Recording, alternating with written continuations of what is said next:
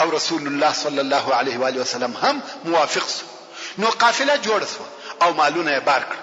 میسره چې د خدیجه مریی وو هغه هم په دې سفر کې د رسول الله صلی الله علیه و آله وسلم ملګری کی چې په لار کې د محمد علیه الصلاة والسلام خدمت وکي.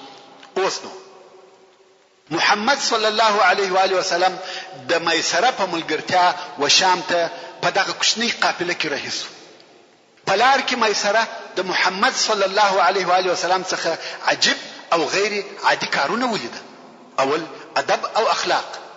میسره اصلا مریی دی او د خلقو عادت داو چې د مریانو سره به سخت او امرانه گزاره کول. خو رسول الله صلی الله علیه و آله وسلم ودته د یو ملګری په سترګه ګوري د ادب او مهرباني گزاره ور سره کوي. نو میسره ډیر په تعجب کې پاتو چې دا څنګه اخلاق دي. تر دې وروسته نور شیان هم ولیدل. هغه دا چې دوی پر لارې رهیوي پر دوی لمر نیوي بلکې پر سر یې اوریځ وي او په لار کې بیا وهغه سومعې ته نږدې واړول کوم چې د مخه هغه بحیره پکښې وو. خدا ور بحیره وفات شوی وو او بل راهب د بحیره پر ځای درېدلی وو. کوم وخت چې دغه بل راهب دا کوچنی قافله ولیده چې فقط 2 نفر ورسره دي په تعجب کې سو. خیر قافله واړول.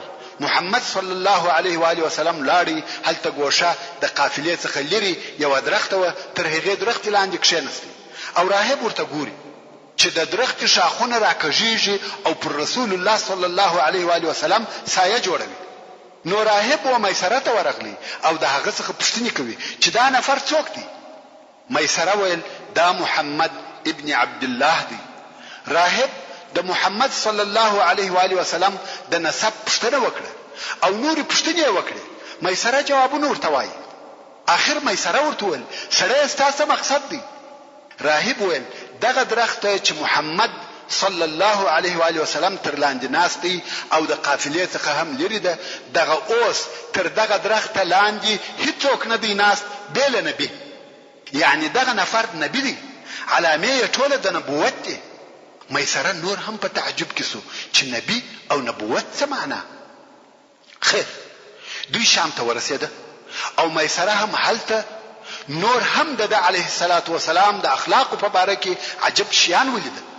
د خلق سره ادب او احترام، په بیع او شراء کې رښتیا ویل او امانت، رحم پر غریبانو، د خلق سره خوش طبعی، غریبانو ته د صلی الله علیه و آله وسلم ورکړه او عطا، او خلق هم د معاملې خرید او فروش د پاره ود علیه الصلاة والسلام ته رجوع کول.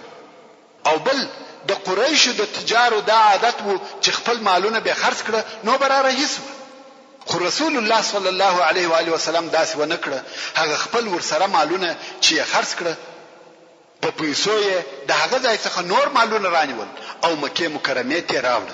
یعنی د مکه مکرمه مالونه په شام کې په ګټه خرڅ کړه او د شام مالونه چې راوړل په مکه مکرمه کې په ګټه خرڅ کړه چې په دې حساب یې 2 واره ګټه وکړه. نو یو ښه او مناسبه ګټه و خدیجه ته راوړل چې بل چا دونه ګټه نو ورته راوړي. ورونو اوس نو موږ ولیدل چې رسول الله صلی الله علیه و آله وسلم د غریبۍ په حالت کې څنګه ژوند کاوه او کم وخت چې بیا غنی او تاجر سو څنګه اخلاق او معامله و. د مشرانو او سردارانو سره هم ژوند وکړي، په جنگ هم پوسو ځکه د علیه الصلاة والسلام په خپل اشتراک پکښ وکړي. او اوس مو بیا ولیدل چې په تجارت کې څنګه معامله و. ټول هغه شیان چې د خلقو په ژوند پورې تعلق لري د هغو ټول دوره او تجربه پر تیر سو. کم وخت چې خدیجه رضی الله عنها د ګټه او پوهې صداقت او امانت ولیده ډېر خوشاله سو. بیا نو خدیجه رضی الله عنها د میسره څخه د محمد صلی الله علیه و آله وسلم د اخلاق او معاملې پوښتنه وکړه او میسره هم د اوریځ څخه رانیولې. بیا د راهب خبري او د علیه الصلاة والسلام اخلاق، رحم، شفقت، عقل او په کاروبار پوهېدل ټول یو ورته بیان کړه. خدیجه رضی الله عنها هم د علیه الصلاة والسلام د اخلاق او صداقت، د کار او امانت څخه ډېر راضي و. او په دغه وخت کې د محمد صلی الله علیه و آله وسلم عمر 25 کاله و او د خدیجه رضی الله عنها عمر 40 کاله و او کونډه هم و. خدیجه رضی الله عنها تر دغه وخت 2 واره واده کړی او 2 واره خاوند وفات شوی. نو څنګه چې د رسول الله صلی الله علیه و آله وسلم اخلاق او ادب، امانت او صداقت ډیر خوښ شو، نو یې اراده وکړه چې د علیه الصلاة والسلام سره واده وکړي.